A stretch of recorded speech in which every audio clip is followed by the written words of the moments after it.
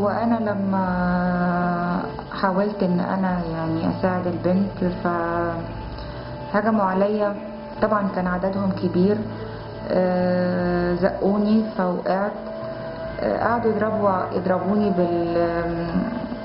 معرفش بتبقى ايه، عبارة عن ايه العصيان اللي هما بيبقوا ماسكينها دي، وبرجليهم، في راسي وفي جسمي. أدت لكسر في الجمجمة وفي قاع الجمجمة، وإصابتي في ودني وفي وشي، غير الضرب اللي كان في جسمي يعني. الحمد لله يعني.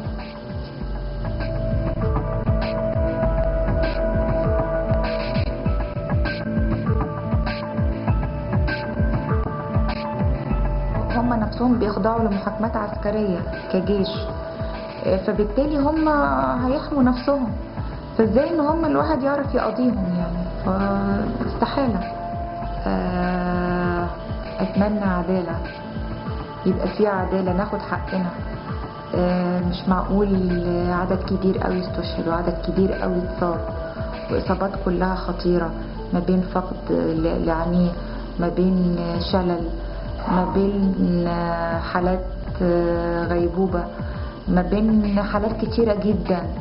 مش معقول كل ده ولغاية دلوقتي ما فيش عدالة. مفروض ان احنا ما نسكتش عن حقنا.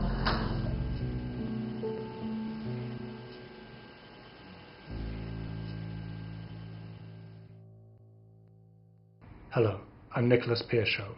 I work on Egypt for Amnesty International.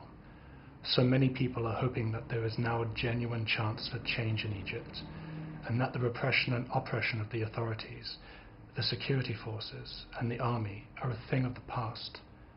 Proper investigation of the abuses committed by the army and prosecution of those guilty of crimes will send a clear signal to people like Azad that justice can be part of their future.